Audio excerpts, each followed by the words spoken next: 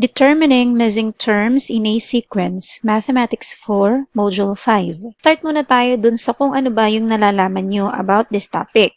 Okay, so for what I know, let us check first your knowledge about patterns. You need a sheet of paper for the activity. Ayan, para sa ating activity, so titingnan natin ngayon itong mga figures na nandito sa 1 to 5. And then, aalamin natin, based dun sa pattern niya, kung ano ba yung dapat nakasunod niya na nandito sa blank. Start tayo sa number 1. Meron tayong A, B, C, A, B, C, A, B. So, ang kasunod niya dapat ay C. Next, for number 2, we have 1, 2, 3, 4, and 5. So, what do you think will be the next number?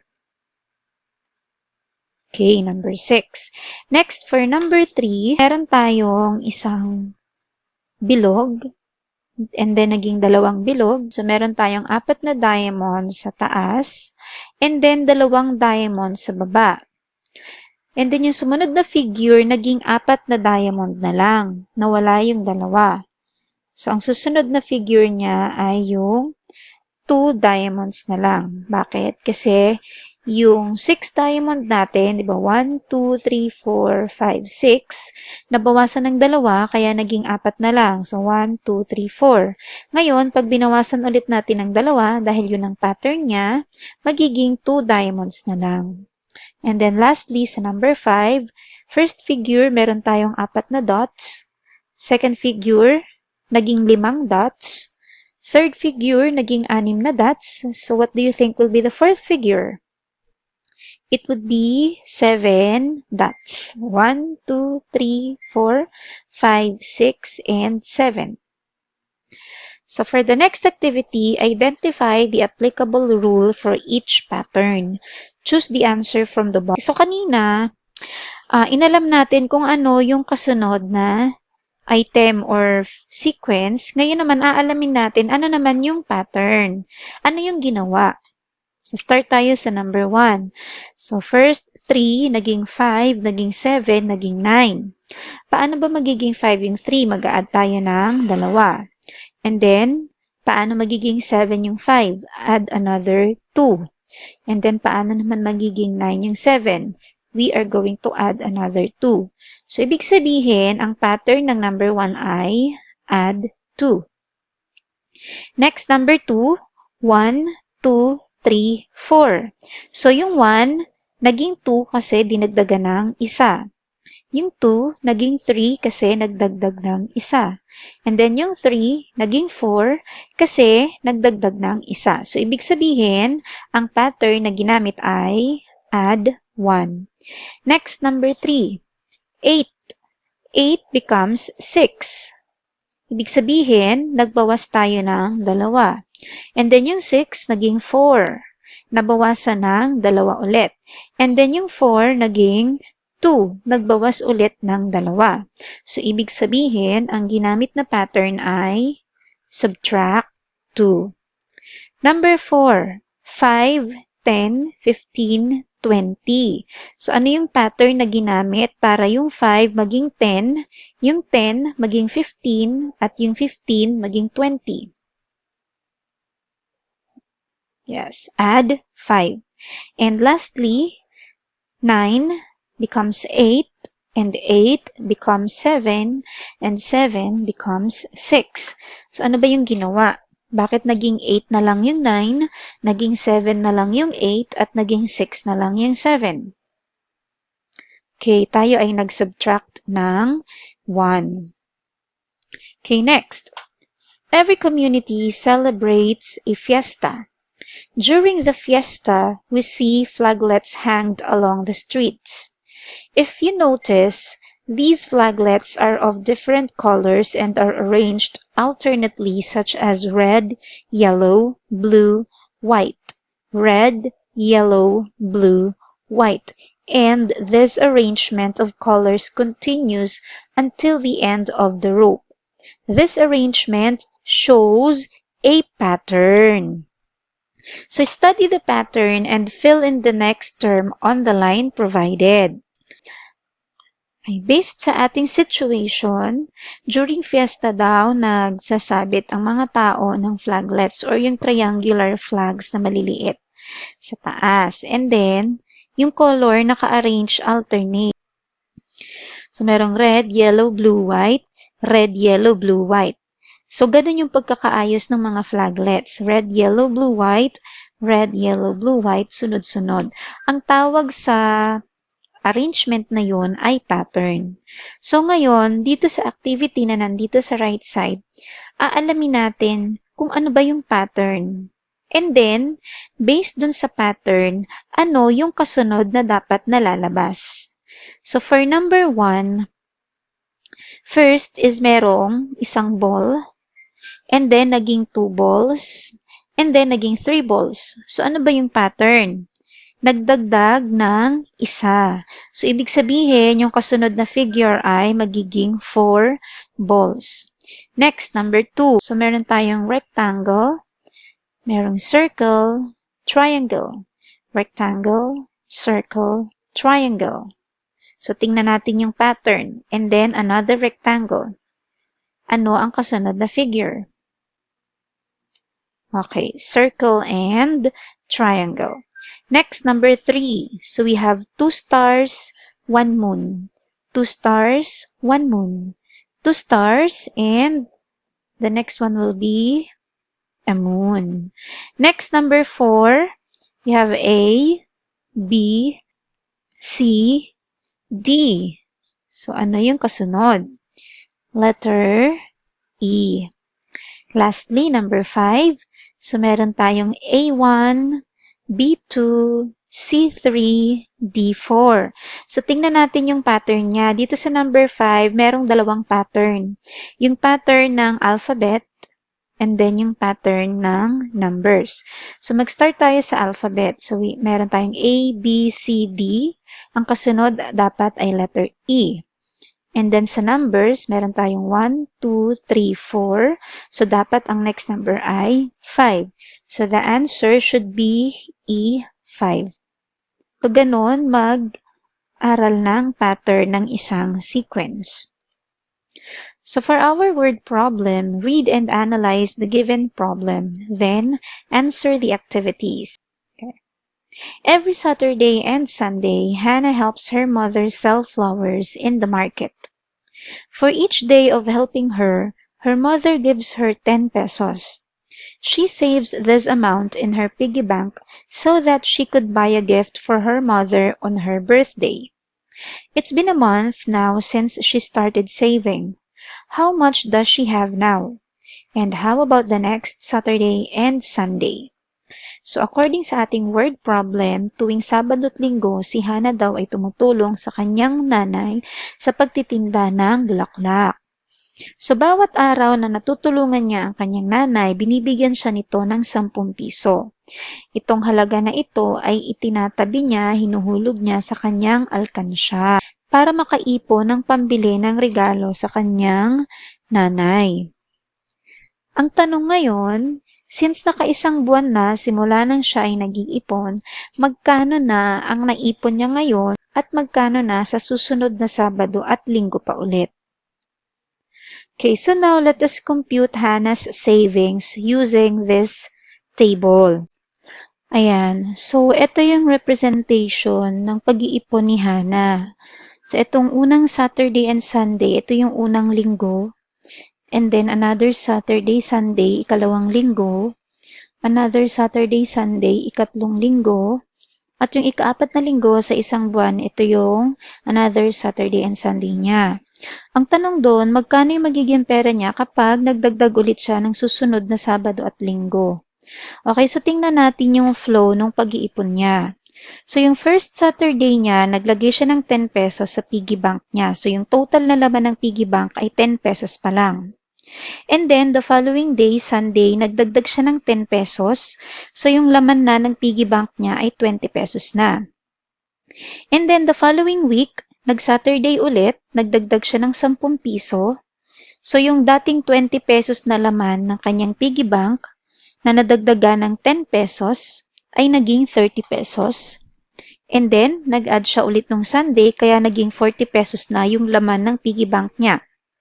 Umikot ulit yung isang linggo. Nang dumating ang Saturday, nag-add siya ng 10, nadagdagan yung 40, naging 50 pesos. And then, Sunday, nagdagdag siya ng 10 pesos.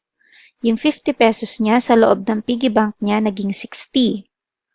And then, yung last week ng isang buwan na pag-iipon niya, so nagdagdag siya ng 10 pesos ng Saturday, yung 60 pesos na laman ng piggy bank niya naging 70, at nung Sunday, nung nadagdagan ng 10 pesos, yung 70 pesos sa piggy bank niya ay naging 80 pesos. So, ito yung kasunod na Saturday, Sunday. Ito yung susunod na buwan na kasi natapos niya na yung isang buwan eh. Ito na yon. Okay, so tingnan natin yung nangyari. Ayan. So, ito yung naging pattern ng pag-iipon ni Hana. So, yung 10, nadagdagan ng 10 equals 20, plus 10 equals 30, plus 10 equals 40, and so on.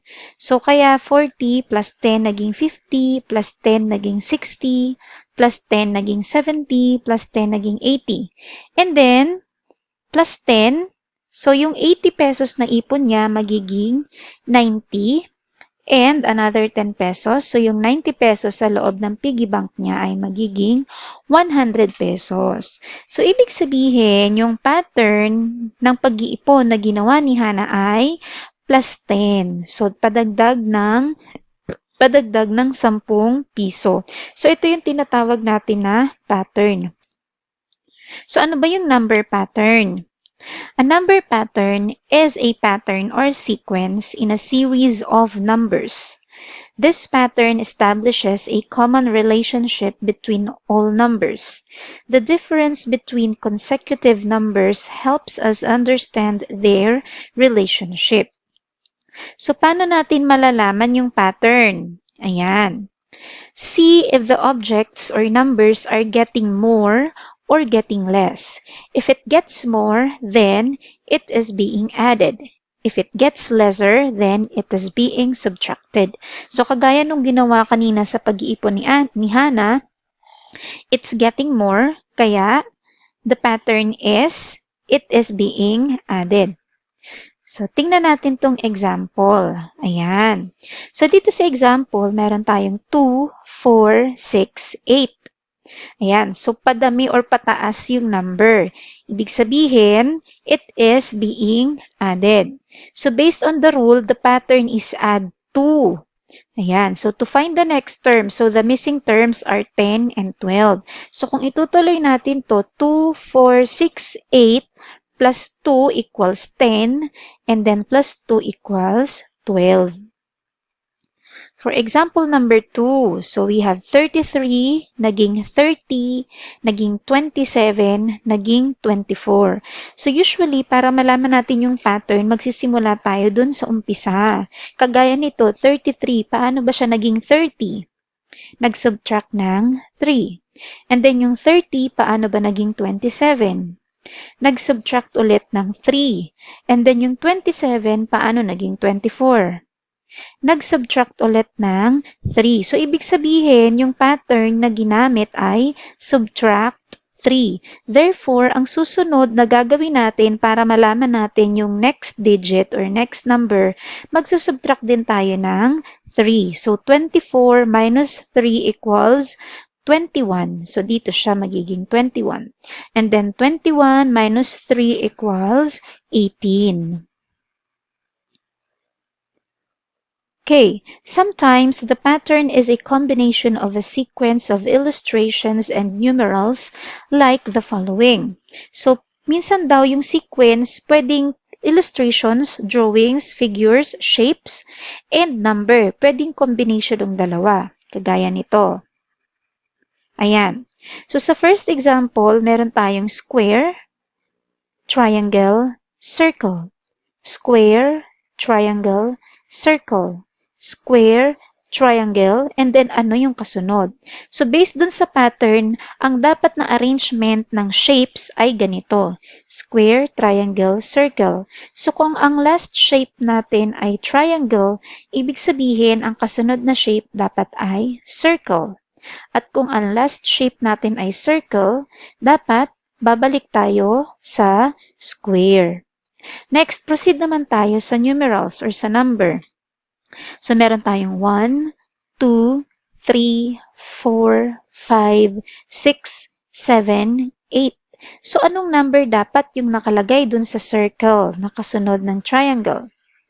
Dapat 9.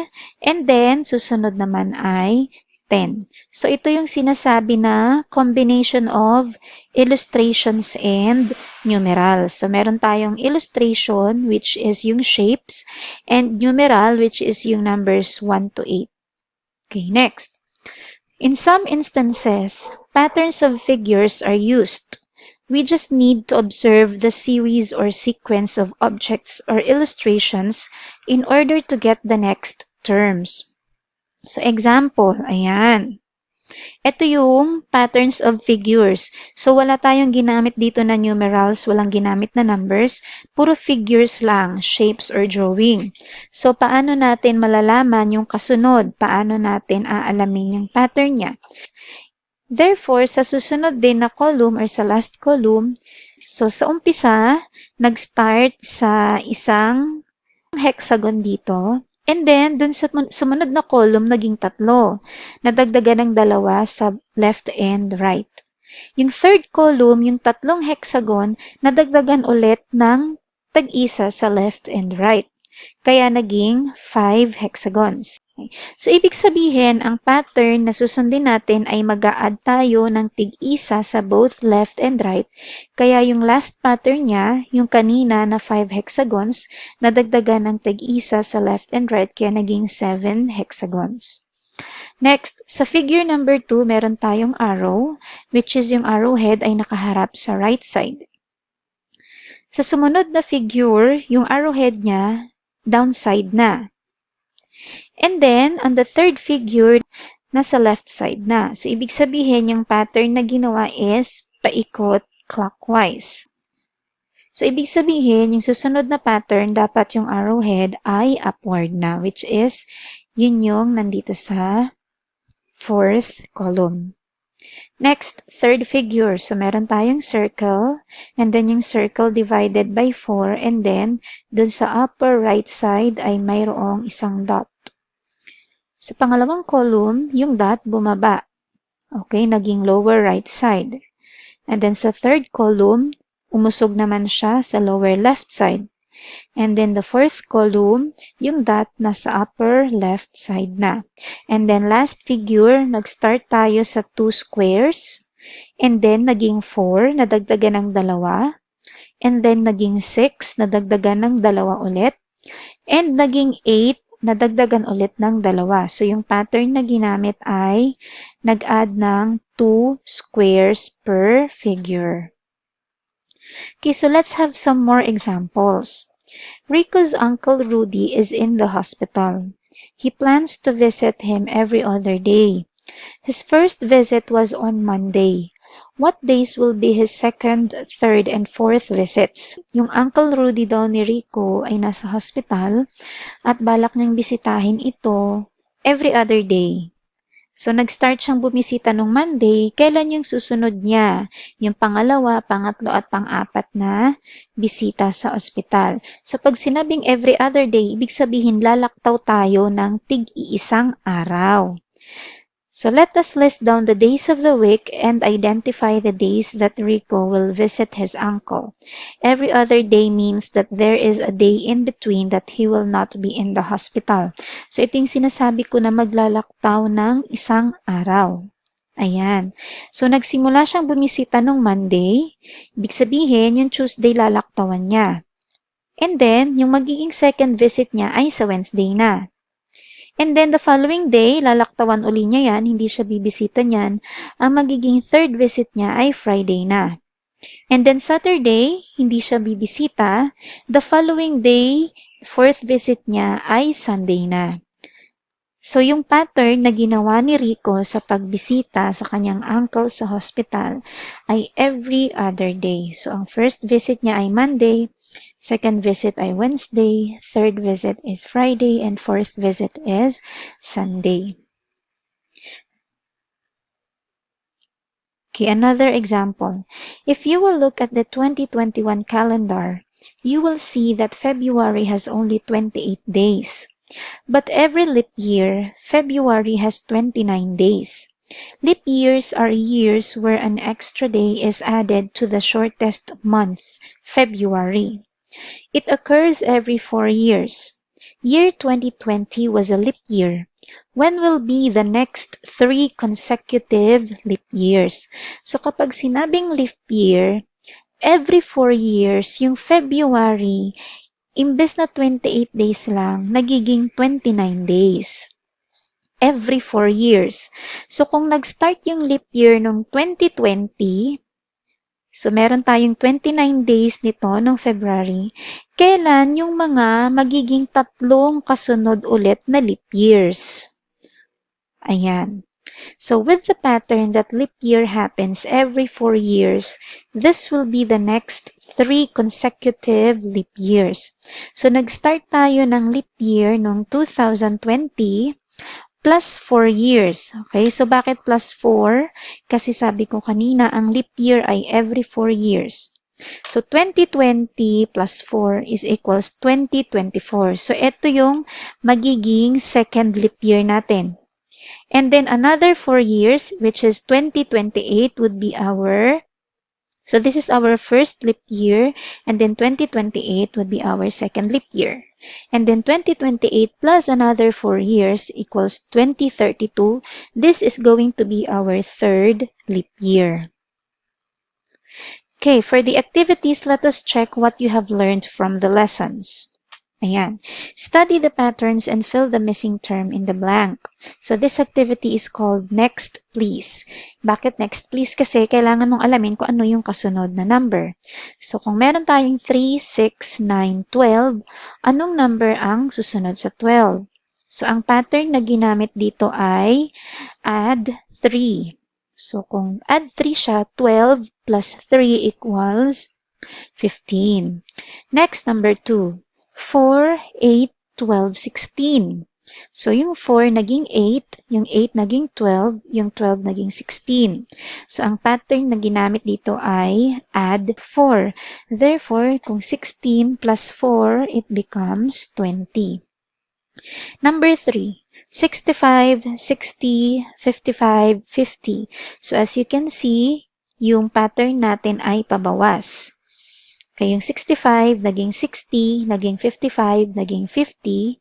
Nag-subtract tayo ng 5. So, ibig sabihin, ang susunod na figure ay 45. Next, number 4. So, meron tayong 36, naging 30, naging 24, and then naging 18. So, ang pattern na ginamit ay subtract 6. So, 18 minus 6 is 12. Lastly, for number 5, so meron tayong 1, 3, 5, 7, 9, and ang pattern na ginamit natin ay plus 2. So 9 plus 2 equals 11. For activity number 2, which is called Rule Me Up, dito naman yung pattern na ginamit sa bawat number sequence. So for number 1, meron tayong 10, 20, 40, 80, and 160. So ang pattern na ginamit ay multiply by 2. Next, for number 2, we have 22, 33, 44, 55, and 66. We add 11.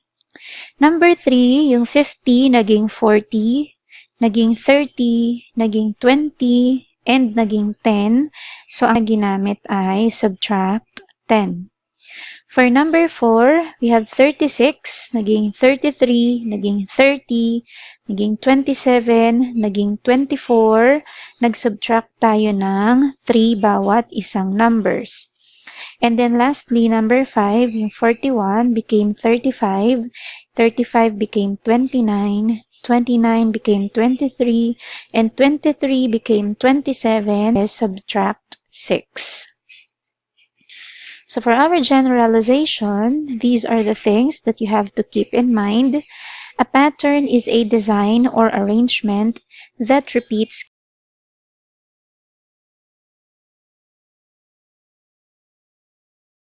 continuously. Number pattern is a pattern or a sequence in a series of numbers. This pattern establishes a common relationship between all numbers. Now, the difference between consecutive numbers helps us understand their relationship. Patterns of figures refer to a pattern or sequence in a series of figures or illustrations showing common relationship. Okay, so ito yung pinagkaiba ng number pattern and patterns of figures. So sa number pattern, gumamit tayo ng series of numbers, and sa patterns of figures, ang ginamit natin ay figures or illustrations. And in finding the rule, study closely how the sequence of numbers and or figures are formed. Okay, so now, pwede na kayong magsagot sa inyong module. You may now answer your Module 5 in Math Assessment.